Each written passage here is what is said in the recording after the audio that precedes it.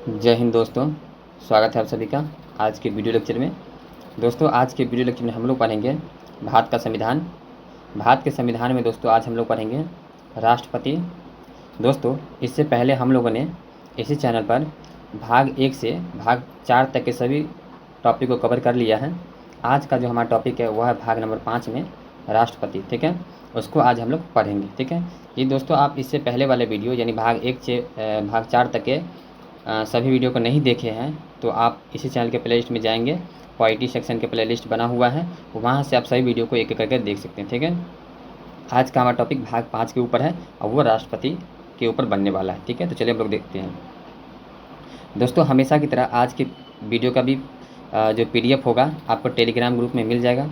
आप वहाँ से डाउनलोड फ्री में कर सकते हैं। ठीक है, आप चाहे तो टेलीग्राम ग्रुप में जाकर गेटवे सक्सेस सर्च कर सकते हैं, नहीं तो आप डिस्क्रिप्शन बॉक्स में दिए हुए लिंक पर क्लिक करके आप टेलीग्राम में जा सकते हैं। ठीक है, तो चलिए हम लोग आज के टॉपिक राष्ट्रपति उसको स्टार्ट करते हैं। दोस्तों इससे पहले एक छोटा सा रिक्वेस्ट है, यदि आप इस चैनल पर पहली बार विजिट कर रहे हैं तो चैनल को सब्सक्राइब जरूर कर लीजिएगा, साथ ही साथ बेल आइकन को जरूर प्रेस कर लीजिएगा ताकि दोस्तों इस चैनल पर जो भी इंपॉर्टेंट वीडियो अपलोड हो वह आप तक सबसे पहले नोटिफिकेशन के माध्यम से पहुँच जाए और आपके सब्सक्राइब के माध्यम से इस चैनल का सपोर्ट हो सके। ठीक है, तो चलिए दोस्तों आज का क्लास स्टार्ट करते हैं। आज हम लोग राष्ट्रपति को पढ़ेंगे, तो सबसे पहले हम लोग बेसिक देख लेते हैं। बेसिक देखिए दोस्तों, हम लोग जानते हैं संसद के 3 अंग होते हैं। कौन कौन से? राज्यसभा, लोकसभा और राष्ट्रपति। ठीक है, संसद का निर्माण अनुच्छेद 79 के अकॉर्डिंग करना है। ठीक है, अनुच्छेद 79 में कहा गया है कि भारत का एक संसद होगा। उसके बाद राज्यसभा के लिए अनुच्छेद 80 और लोकसभा के लिए अनुच्छेद 81। ठीक है, राष्ट्रपति के लिए दोस्तों अनुच्छेद 52 से 61 तक में दिया गया है। ठीक है, उसको आप याद रखेंगे। हम लोग देखते हैं दोस्तों राष्ट्रपति जो है भाग 5 में ही आते हैं। ठीक है, भाग 5 का नाम है संघ और अनुच्छेद 52 से 151 तक भाग 5 है, जबकि राष्ट्रपति 52 से 51 तक आते हैं। ठीक है, अब हम लोग आगे चलते हैं। दोस्तों अब हम देखते हैं राष्ट्रपति के विषय में। ठीक है, कुछ बेसिक जानकारी लेते हैं राष्ट्रपति के विषय में। देखिए दोस्तों, राष्ट्रपति भारत का एक प्रथम नागरिक होता है, अर्थात आप कह सकते हैं भारत का सर्वोच्च नागरिक होते हैं। ठीक है, राष्ट्रपति। उसके बाद देखिए राष्ट्रपति देश का संवैधानिक प्रधान होते हैं। साथ ही साथ राष्ट्रपति जो होते हैं कार्यपालिका के नाम मात्र के लिए कह सकते हैं औपचारिक प्रमुख होते हैं, जबकि प्रधानमंत्री कार्यपालिका के वास्तविक प्रमुख होते हैं। ठीक है, यानी रियल प्रमुख कह सकते हैं। उसके बाद हम लोग देखते हैं औपचारिक प्रमुख के रूप में दोस्तों राष्ट्रपति का जो पद लिया गया था वह लिया गया था ब्रिटेन से लिया गया था। ठीक है, आप इतने बात को याद रखेंगे। ठीक है, उम्मीद है इतना क्लियर हो चुका होगा। तो हम लोग आगे देखते हैं। दोस्तों अब हम लोग क्या करते हैं, अनुच्छेद को स्टार्ट करते हैं। ठीक है, हम लोग जानते हैं अनुच्छेद कहाँ तक है राष्ट्रपति का, 52 से 61 तक राष्ट्रपति से संबंधित अनुच्छेद है। ठीक है, देखिए दोस्तों अनुच्छेद 52 में जो कहा गया है राष्ट्रपति का पद, ठीक है, यानी भारत का एक राष्ट्रपति होगा, कहने का अर्थ ये है कि राष्ट्रपति की पद की चर्चा अनुच्छेद 52 में कही गई है। ठीक है, उसके बाद अनुच्छेद 53 देखते हैं। दोस्तों इसमें जो कहा गया है संघ की कार्यपालिका शक्ति। ठीक है, राष्ट्रपति कार्यपालिका के औपचारिक अध्यक्ष होते हैं या प्रमुख होते हैं, जबकि प्रधानमंत्री कार्यपालिका के वास्तविक प्रमुख होते हैं। ठीक है, इस बात को आप याद रखेंगे। दोस्तों अभी हम लोग क्या करते हैं, अभी सभी अनुच्छेद को डिटेल में पढ़ते हैं, फिर हम वीडियो के एंड में देखेंगे कि जो भी अनुच्छेद हम लोग पढ़े हैं उसको ट्रिक के माध्यम से याद करने का तरीका। ठीक है, तो चलिए आगे देखते हैं। इसके बाद देखिए दोस्तों अनुच्छेद 54 में जो कहा गया है उसमें कहा गया है राष्ट्रपति का निर्वाचन। ठीक है, इलेक्शन कैसे। देखिए दोस्तों राष्ट्रपति का निर्वाचन कौन कराएगा, तो वो कराएगा चुनाव आयोग। ठीक है, इलेक्शन कमीशन। लेकिन दोस्तों चुनाव करेंगे कौन, है ना, यानी कौन चुनाव करेगा, तो वो करेगा निर्वाचक मंडल के सदस्य। देखिए दोस्तों निर्वाचक मंडल में कौन कौन से हैं। ठीक है, जैसे हम लोग जानते हैं, मान लीजिए हमारे गांव में मुखिया का चुनाव होता है तो कौन कौन लोग करते हैं। एक देखिए जो भी लोग 18 वर्ष से ऊपर के हैं वे लोग के पास वोटर ID कार्ड होते हैं, वही लोग मतदान करते हैं। इसी तरह से जब निर्वाचक मंडल के सदस्य जो होते हैं वही राष्ट्रपति का चुनाव करते हैं। उसको हम लोग देखते हैं कौन कौन चुनाव करता है। ठीक है, राष्ट्रपति का। दोस्तों सबसे पहले देखिए कौन कौन करते हैं। देखिए लोकसभा के निर्वाचित सदस्य जिसको लोग सांसद कहते हैं, और लोकसभा में राज्यसभा भी आ जाता है, उसको आप याद रखेंगे। ठीक है, सॉरी संसद में राज्यसभा आता है। ठीक है, लोकसभा के निर्वाचित सदस्य, उसके बाद राज्यसभा के निर्वाचित सदस्य, उसके बाद सभी राज्य, ठीक है दोस्तों, अभी वर्तमान में 28 राज्य हैं, ठीक है, सभी राज्य और केंद्र शासित प्रदेश। केंद्र शासित प्रदेश में दोस्तों 2 याद रखेंगे, दिल्ली और पांडिचेरी, 2 ही केंद्र शासित प्रदेश हैं, वो भाग लेते हैं राष्ट्रपति के चुनाव में, ठीक है। अब क्यों लेते 2 ही केंद्र शासित प्रदेश 8 में से, उसको भी हम बताएंगे, ठीक है।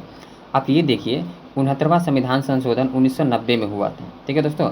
1990 में जो हुआ था उसमें दिल्ली और पांडिचेरी को मतलब दिल्ली और पांडिचेरी में क्या कर दिया गया था, विधानसभा का गठन कर दिया गया था, ठीक है। किसमें दोस्तों, 2 केंद्र शासित प्रदेश दिल्ली और पांडिचेरी में ऐसा किया गया था। कब, 69वां संविधान संशोधन 1990 के अकॉर्डिंग, ठीक है। अब देखिए 17वां संविधान संशोधन 1990 में ये भी हुआ था, है ना। इसमें जो किया गया था, दिल्ली और पांडिचेरी में निर्वाचक मंडल के रूप में शामिल कर दिया गया था। किसको दोस्तों, दिल्ली और पांडिचेरी को निर्वाचक मंडल के रूप में शामिल किया गया था। इतना कॉन्सेप्ट क्लियर होगा तो अब हम लोग देखते हैं फिगर के माध्यम से किस तरह से कौन भाग लेगा, ठीक है दोस्तों। देखिए कौन कौन भाग लेगा, राज्यसभा, लोकसभा और विधानसभा, इतना अभी हम लोग पढ़े हैं। विधान परिषद दोस्तों भाग नहीं लेगा, क्योंकि सभी राज्यों में विधान परिषद नहीं है, इसलिए विधान परिषद राष्ट्रपति के निर्वाचन में भाग नहीं लेगा। साथ ही साथ जो राष्ट्रपति 12 सदस्यों को मनोनीत करते हैं वो भी भाग नहीं लेंगे, ठीक है। इस बात को आप याद रखेंगे, ठीक। तो देखिए दोस्तों, दिल्ली और पांडिचेरी ही क्यों, क्योंकि 8 केंद्र शासित प्रदेश है, तो 2 ही क्यों दोस्तों, इसलिए क्योंकि अभी हम तुरंत पढ़े हैं कि 69वां संविधान संशोधन के द्वारा विधानसभा का गठन किया गया। किसमें दोस्तों, दिल्ली और पांडिचेरी में। तो हम लोग ये भी जानते हैं कि विधानसभा के सदस्य ही भाग लेते हैं राष्ट्रपति के निर्वाचन में, ठीक है। तो विधान परिषद को लेंगे नहीं, बाकी अदर केंद्र शासित प्रदेश जो भी है उसमें विधानसभा गठन नहीं हुआ, इसलिए नहीं लेंगे, ठीक है। इतना कॉन्सेप्ट क्लियर हो गया हो। आगे चलते हैं हम लोग। दोस्तों आप देखिए राष्ट्रपति का निर्वाचन जो होता है एकल संक्रमणीय अनुपातिक पद्धति द्वारा अप्रत्यक्ष रूप से गुप्त मतदान, है ना। राष्ट्रपति का निर्वाचन इस प्रक्रिया द्वारा होता है दोस्तों। इसमें 3 शब्द आपको कंफ्यूज कर सकते हैं, एक एकल संक्रमणीय, दूसरा अनुपातिक पद्धति और अप्रत्यक्ष। और गुप्त मतदान तो आपको पता ही होगा, क्योंकि गुप्त मतदान के द्वारा मतलब कहते हैं जैसे छुपा करके वोट देना, है ना, बिना बताए हुए, ठीक दोस्तों। देखिए एकल संक्रमणीय को हम लोग जानते हैं। एकल संक्रमणीय एक ऐसी पद्धति है जिसके द्वारा सबसे कम मत पाए उम्मीदवार के वोट को क्या कर दिया जाता है, सबसे जो अधिक मत पाते हैं उस उम्मीदवार के वोट में उसको मिला दिया जाता है, यानी जोड़ दिया जाता है। ये होता है एकल संक्रमणीय, ठीक है। अब हम लोग देखते हैं अनुपातिक पद्धति। दोस्तों अनुपातिक पद्धति में ये हो जाता है कि इस पद्धति के द्वारा चुनाव में खड़े उम्मीदवार को वरीयता क्रम में वोट देना होता है। वरीयता क्रम मतलब जिसको आप पहले प्राथमिकता देते हैं उसको पहले नंबर पर दीजिए, जिसको दूसरे नंबर आप चाहते हैं राष्ट्रपति बने उनका दूसरे। मान लीजिए थोड़ा देर एग्जाम्पल बताते हैं, ए है, बी है और सी लोग हैं, 3 लोग खड़े हैं, ठीक है। मान लीजिए हमको देना है हम चाहते हैं कि सी राष्ट्रपति बने, तो हम इसको प्राथमिकता देंगे, ठीक है। तो 1 नंबर पर इसको देंगे। उसके बाद हम चाहते हैं कि ए बने, उसके बाद चाहते हैं कि बी बने। मेरा इस तरह से क्रम होगा, यानी ये बने, ये नहीं तो ये बन जाए, नहीं तो ये तीसरे नंबर पे ना वरीयता क्रम इस तरह से हो, ठीक है। इसी तरह से सभी सदस्य क्या करते हैं, निर्वाचक मंडल के जो भी सदस्य हैं वो अपना मत देते हैं, ठीक है। ये होता है वरीयता क्रम, यानी कहने का अनुपातिक पद्धति, ठीक है। अब हम लोग देखते हैं अप्रत्यक्ष, ठीक है दोस्तों। अप्रत्यक्ष ऐसा होता है मतलब ऐसा मतदान जिसमें जनता के प्रतिनिधि भाग लेते हैं, यानी जनता प्रत्यक्ष रूप से नहीं भाग लेकर के अप्रत्यक्ष भी लेते हैं, यानी जनता जो अपने प्रतिनिधि को चुनते हैं वही प्रतिनिधि क्या करते हैं वहाँ मतदान करते हैं, ठीक है।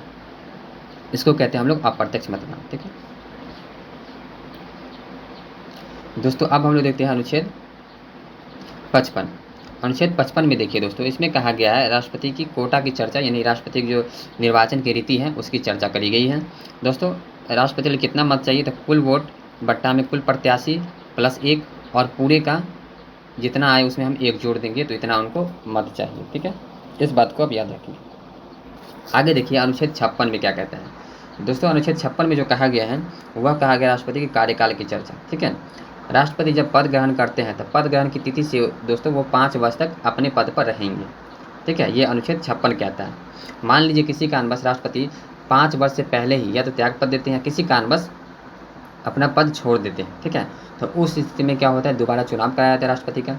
चुनाव कराने के बाद दोस्तों जो नए राष्ट्रपति बनते हैं वह न कि बचे हुए कार्यकाल पर, लेकिन वहाँ से फिर उनका कार्यकाल स्टार्ट होगा 5 वर्षों के लिए, ठीक है। यानी कहने का अर्थ कि जब भी राष्ट्रपति बने और वो राष्ट्रपति अपना पद छोड़ते हैं तो वो जितना उनका कार्यकाल बचा होता है उतना के लिए ना नए राष्ट्रपति क्या करते हैं, चुनाव होते हैं, तब बचे हुए कार्यकाल के लिए नहीं आते, लेकिन उनका पूरा अपना कार्यकाल के लिए वो आते हैं नए राष्ट्रपति। इस बात को आप याद रखेंगे, ठीक है। आगे देखते हैं दोस्तों अनुच्छेद 57। इसमें देख लीजिए, इसमें कहा कि पुनर्निर्वाचन के लिए पात्रता, यानी राष्ट्रपति एक बार यदि चुनाव लड़ लिए हैं दोबारा भी चुनाव लड़ सकते हैं, ऐसा कहना है। ठीक है, अनुच्छेद 57 का। दोस्तों एक राष्ट्रपति है डॉक्टर राजेंद्र प्रसाद, जो 2 बार चुनाव 2 बार राष्ट्रपति बने हुए थे, डॉक्टर राजेंद्र प्रसाद। दोस्तों ये स्वतंत्र भारत के प्रथम प्रधानमंत्री भी थे, इसको आप याद रखेंगे, इंपॉर्टेंट क्वेश्चन है। ठीक है, आगे देखते हैं अनुच्छेद 58। दोस्तों अनुच्छेद 58 में ये कहा गया कि राष्ट्रपति की पद की योग्यता, ठीक है, यानी उनकी योग्यता हो क्या क्या होंगी जो राष्ट्रपति रहे मतलब बनेंगे, है ना। दोस्तों पहला वो राष्ट्रपति के भारत के नागरिक होने चाहिए। दूसरा कहा गया कि वो कम से कम 35 वर्ष की आयु के होने चाहिए और साथ ही साथ लोकसभा के सदस्य बनने योग्य होने चाहिए। उसके बाद किसी लाभ के पद पर ना हो। लाभ के पद कहने का अर्थ दोस्तों ये हो जाता है कि आप किसी गवर्नमेंट जॉब में यानी गवर्नमेंट सर्विस में आप नहीं हो, ये कहने का अर्थ ये है। यानी गवर्नमेंट सर्विस में हैं तो आपको लाभ मिल रहा है, तो इसलिए कहा गया गवर्नमेंट सर्विस में नहीं हो तो आप लाभ के पद पर नहीं होंगे। ठीक है, उसके बाद देखिए राष्ट्रपति के लिए दूसरा भी है, मतलब एक देखिए निर्वाचक मंडल में उनको कितना चाहिए, 50 प्रस्तावक चाहिए और 50 अनुमोदक चाहिए। किनको दोस्तों, राष्ट्रपति को निर्वाचक मंडल में। दोस्तों हम लोग पढ़ लिए निर्वाचक मंडल में कौन कौन निर्वाचन कर सकते हैं, ठीक है, वो पीछे पढ़े हैं। दोस्तों आपको PDF चाहिए तो आप टेलीग्राम से जुड़ सकते हैं और वहाँ से आप फ्री में PDF डाउनलोड कर सकते हैं। और पहली बार विजिट कर रहे हैं चैनल को सब्सक्राइब जरूर कर लीजिएगा और बेल आइकन को प्रेस जरूर कर लीजिएगा। दोस्तों आगे देखिए अनुच्छेद 59 में देखिए कहा गया राष्ट्रपति की शर्तें, यानी क्या क्या शर्तें हैं, ठीक है, राष्ट्रपति बनेंगे तो।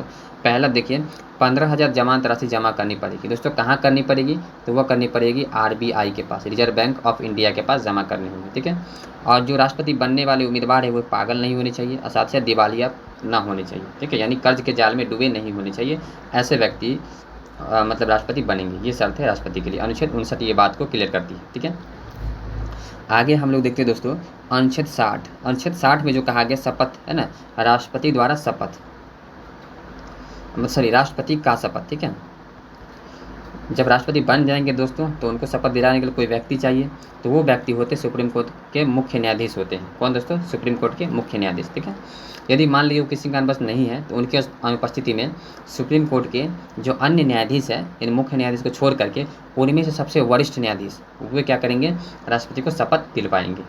ठीक है, कितना क्लियर हो चुका होगा अनुच्छेद 60 तक। दोस्तों अब एक अनुच्छेद बच रहा है, अनुच्छेद 61। ठीक है, इसमें देखते क्या क्लियर किया गया है।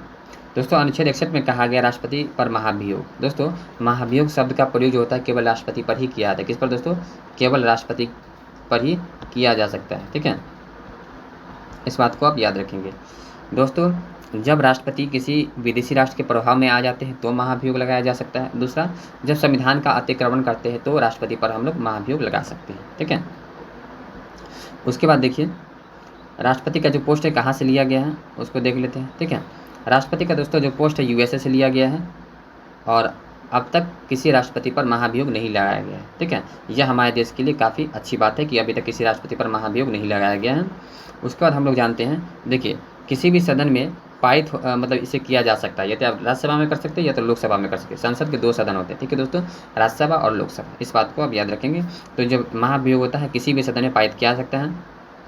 उसके बाद जब एक सदन में पारित हो जाता है तो दूसरे सदन में भेजने से 14 दिन पहले राष्ट्रपति को सूचना दे दी जाती है कि हाँ हम लोग आपके विरुद्ध महाभियोग लगाए हैं, जो एक सदन से पारित हो चुका है हम लोग दूसरे सदन में भेजने वाले हैं। ठीक है, तो राष्ट्रपति अपना जो चाहे अपना कर सकते हैं। ठीक है, वो भी अपना साबित करेंगे कि हाँ हम कुछ गलत नहीं कर पाए, मतलब नहीं किए हैं, तो आप हम पर मत लगाइए। साथ ही साथ अपना साबित कर देंगे तो शायद उन पर महाभियोग लगने के बाद भी पूरा पारित हो नहीं पाएगा। ठीक है, देखिए आप देखते हो दोस्तों लगने के क्या क्या रूल है, प्रक्रिया के क्या रूल है। वैसे तो 2 रूल अभी पीछे पढ़े हैं, किसी भी सदन में पारित किया सकता अभी हम पढ़े हैं, और एक सदन में पारित हो जाने के बाद 14 दिन पहले राष्ट्रपति को सूचना दे दी जाती है। जिस सदन में पारित करना होता है 1/4 सदस्यों द्वारा हस्ताक्षर करवाना होता है, यानी पारित करना होता है। ठीक है, यानी जितने सदस्य उपस्थित है उसमें से 25% महाभियोग प्रक्रिया लगाने के पक्ष में होनी चाहिए। साथ ही साथ जिस सदन में प्रस्ताव पारित हो उस सदन के 2/3 सदस्य प्रस्तावक बहुमत और उसके दूसरे सदन में प्रस्तावक 2/3 बहुमत से पास हो, तब राष्ट्रपति पर महाभियोग ला के हटाया जा सकता है। इस बात को आप याद रखेंगे दोस्तों, महाभियोग की प्रक्रिया है। ठीक है,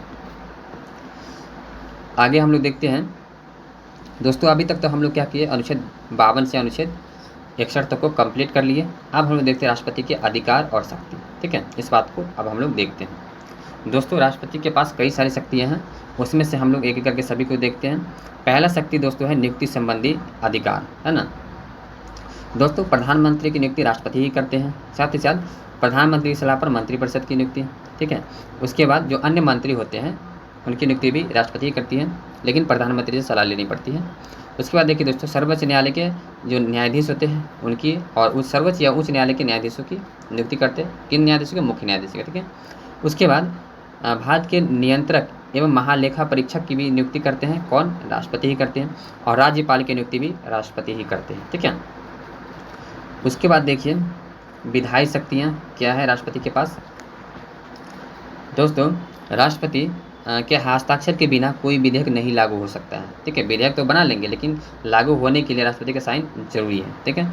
उसके बाद राष्ट्रपति दोनों सदनों के संयुक्त अधिवेशन को बुला सकते हैं, ठीक है। दोस्तों कभी कभी ऐसा हो जाता है कि सदन में किसी कारणवश बहस हो आता है, ठीक है, तो संयुक्त अधिवेशन कहने का अर्थ राज्यसभा के लोग को भी बुला लिया जाता है और लोकसभा के लोग को भी, मतलब जो भी सदस्य होते हैं उनको भी बुला लिया जाता है, इसको कहते हैं संयुक्त अधिवेशन, ठीक है। उसके बाद कहा जाता है कि बताइए इस बिल पर किनका किनका राय है, ठीक है। तो इस तरह से क्या कहते हैं, संयुक्त अधिवेशन बुलाने का अधिकार किनके पास है दोस्तों, राष्ट्रपति के पास है।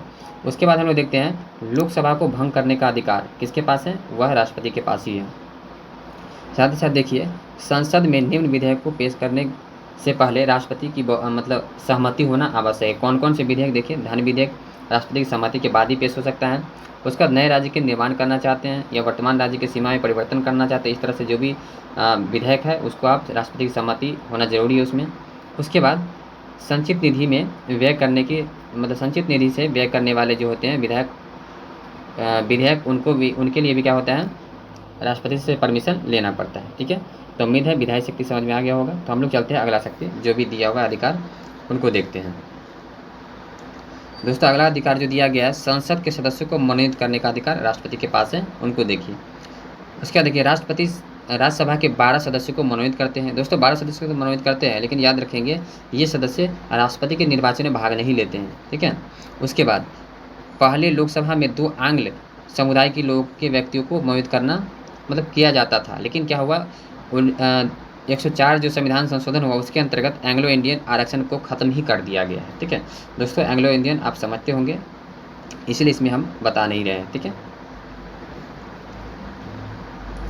उसके बाद देखिए दोस्तों राजनीतिक शक्तियाँ, ठीक है। राजनीतिक शक्तियाँ में क्या क्या दिया गया है उसको देखते हैं। दूसरे देश के साथ कोई भी समझौता किया जाता है तो समझौता या संधि करते हैं तो राष्ट्रपति का हस्ताक्षर होना जरूरी है और राष्ट्रपति के नाम से ही किया जाता है, ठीक है। उसके बाद राष्ट्रपति विदेशों के लिए भारतीय राजदूत की नियुक्ति करती है, जो अपने देश के राजदूत दूसरे देश में जाएंगे इसके लिए राष्ट्रपति ही मतलब नियुक्ति करते हैं, कौन विदेश के लिए जाएंगे। उसके बाद भारत में कौन से विदेशी जो भी आते हैं वो राजदूत की नियुक्ति के लिए अनुमोदन करते हैं, कौन, वो राष्ट्रपति ही करते हैं। यानी साधारण भाषा में समझे तो अपने देश से जो भी राजदूत दूसरे देश में जाते हैं उसकी नियुक्ति राष्ट्रपति करते हैं, दूसरे देश से जो अपने देश में आते हैं उनके लिए जो परमिशन देना होता है वो राष्ट्रपति ही करते हैं, ठीक है। दोस्तों भले ही यह सब कार्य पीएम के सलाह से ही होता है, लेकिन करते राष्ट्रपति ही है, ठीक है। आगे देखिए सैन्य शक्ति क्या है। दोस्तों बिना राष्ट्रपति के हस्ताक्षर किए बिना किसी देश से युद्ध नहीं कर सकते हैं, और यदि युद्ध हो भी सकता है तो विराम नहीं कर सकते हैं। कब, राष्ट्रपति के बिना परमिशन के, है ना। ये राष्ट्रपति बिना परमिशन के हम न युद्ध स्टार्ट कर सकते हैं और नहीं ख़त्म कर सकते हैं, ठीक है। उसके बाद दूसरा देखिए सैन्य जो शक्तियाँ हैं, सैन्य बलों की सर्वोच्च शक्ति राष्ट्रपति में सन्निहित होती है, राष्ट्रपति में निहित होती है। यानी कहने का अर्थ ये हुआ कि तीनों सैन्य शक्ति जो भी होते हैं उस सबका जो कमांडर मतलब कमांड करते हुए राष्ट्रपति ही करते हैं, ठीक है। देखिए थल सेना, वायुसेना और जल सेना, इसके जो मतलब लीड करते हैं इनको, वो करते चीफ ऑफ डिफेंस स्टाफ, जिसको हम CDS कहते हैं, ठीक है। उसके बाद इनको इनके जो सीनियर होते हैं वो रक्षा मंत्री होते हैं, और इनसे जो ऊपर होते हैं वो होते हैं राष्ट्रपति, ठीक है। इस तरह से हमारे देश का सैन्य व्यवस्था बना हुआ है, ठीक है। आगे हम लोग देखते हैं दोस्तों क्षमादान की शक्ति राष्ट्रपति की क्या क्या है उसको देखते हैं। दोस्तों क्षमादान की शक्ति में जो आती है वह अनुच्छेद 72 के तहत राष्ट्रपति को दी गई है। वो इसके अंतर्गत किसी भी अपराध के दंड को क्षमा कर सकते हैं राष्ट्रपति, ठीक है। दोस्तों इसके अंतर्गत राष्ट्रपति 5 प्रकार के दंड को क्षमा कर सकते हैं, है ना। तो उनको भी जानते हैं दोस्तों। पहला क्या है, एक तो क्षमा होता है, दूसरा होता है लघुकरण, उसको याद रखेंगे, ठीक है। तीसरा होता है प्रतिलंबन कह सकते हैं, और एक होता है विराम, ठीक है। चौथा विराम होता है। इसी तरह से आप देखेंगे एक होता है प्रतिहार, ठीक है। 5 प्रकार के क्षमाओं को माफ़ करते हैं, इसको हम लोग डिटेल से पढ़ेंगे। फिलहाल आप याद रखेंगे 5 प्रकार के क्षमाओं को ये माफ़ करते हैं, ठीक है। आगे देखिए विशेष शक्तियाँ क्या क्या है दोस्तों। विशेष शक्तियाँ जो है इन्हें गिरफ्तार नहीं किया सकता। कब? जब पोस्ट पर ये रहते हैं, पद ग्रहण किए हैं, तब इन्हें गिरफ्तार नहीं किया सकते दोस्तों। उसके बाद अगला देखिए, राष्ट्रपति को फौजदारी मुकदमा, यानी राष्ट्रपति पर जो है फौजदारी मुकदमा नहीं चलाया जा सकता है, ठीक है। कब? जब पद ग्रहण किए हुए हैं तब, ठीक है। हम लोग आगे देखते हैं दोस्तों, आपातकालीन शक्तियाँ क्या है राष्ट्रपति के पास। दोस्तों आपातकालीन शक्ति राष्ट्रीय आपात अनुच्छेद 352 के अंतर्गत लगाया जाता है। उसके बाद राष्ट्रपति शासन अनुच्छेद 356 के अंतर्गत। उसके बाद वित्तीय आपातकाल जो लगाया था 360 के अंतर्गत, ठीक है। दोस्तों देखेंगे राष्ट्रपति शासन काल अभी तक राष्ट्रीय आपात 3 बार लगे हैं। पहला जो लगा है 1962 में, जब हम लोग का चीन के साथ युद्ध हो रहा था। उसके बाद लगा है 1971 में, जब बांग्लादेश में संकट आ गया तो अब पाकिस्तान के विरुद्ध हम लोग लड़े थे। उसके बाद जो लगा था 1975 में दोस्तों, उस समय आंतरिक स्थिति काफ़ी ख़राब हो चुकी थी, है ना, इसलिए उसको लगा दिया गया था। कब? 62 में, फिर 71 में और 1975 में लगा दिया गया था, ठीक है। आपातकाल कौन सा? तो राष्ट्रीय आपातकाल, ठीक है। इस बात को याद रखेंगे दोस्तों। राष्ट्रपति शासन कब लगता है उसको थोड़ा सा जान लेते हैं दोस्तों। जब राष्ट्रपति शासन किसी राज्य में, राज्यपाल की नियुक्ति तो होती है जो राष्ट्रपति करते हैं, उस राज्य में यदि उस राज्य के मुख्यमंत्री, है ना, संविधान के अनुसार कार्य नहीं करते हैं, साथ ही साथ अपनी मनमानी करते हैं, उस स्थिति में क्या कर दिया जाता है, उस राज्य में राष्ट्रपति शासन लागू कर दिया जाता है। राष्ट्रपति शासन लागू होने के बाद दोस्तों पूरा जो कमांड होता है राज्यपाल के पास चला जाता है। राज्यपाल जो चाहे कर सकते हैं, नियुक्ति करना हो, है ना, जो भी कार्य करना हो मतलब राज्यपाल ही करते हैं। कब दोस्तों? राष्ट्रपति शासन लागू होता है तब, ऐसी स्थिति में, ठीक है। वित्तीय आपातकाल इसको हम जान ही लिए हैं, किसके अनुच्छेद मतलब अंतर्गत लगता है, वह लगता है अनुच्छेद 360 के अंतर्गत, ठीक है। दोस्तों हम लोग इतना जान लिए हैं जो काफ़ी मतलब अच्छी तरह से जाने हैं। अब हम लोग देखते हैं राष्ट्रपति के लिए कुछ विशेष देख लेते हैं दोस्तों। भारत के जो प्रथम राष्ट्रपति थे वो कौन थे? डॉक्टर राजेंद्र प्रसाद। और ये स्वतंत्र भारत के प्रथम राष्ट्रपति भी कहे जाते हैं, क्योंकि स्वतंत्रता के जज्बात ही बने थे, ठीक है। और एकमात्र राष्ट्रपति जो 2 बार बने हैं वह डॉक्टर राजेंद्र प्रसाद ही है, ठीक है। उसके बाद जो है भारत की पहली महिला राष्ट्रपति वो प्रतिभा सिंह पाटिल है, ठीक है। पहली महिला राष्ट्रपति है, ठीक है। उसके बाद निर्विरोध जीतने वाली जो राष्ट्रपति है वह नीलम संजीव रेड्डी। उसके बाद हम लोग देखते हैं भारत के पहले मुस्लिम राष्ट्रपति वो डॉक्टर जाकिर हुसैन है। दोस्तों डॉक्टर जाकिर हुसैन की जो मृत्यु हुई थी वह कार्यकाल के दौरान ही हो गई थी, तो इसलिए कहा जाता है राष्ट्रपति जिनकी मृत्यु कार्यकाल के दौरान ही हो गई वह डॉक्टर जाकिर हुसैन और उसके बाद फखरुद्दीन अली अहमद, ठीक है। ये दोनों क्या हुआ था, कार्यकाल के ही दौरान इनकी मृत्यु हो चुकी थी, ठीक है।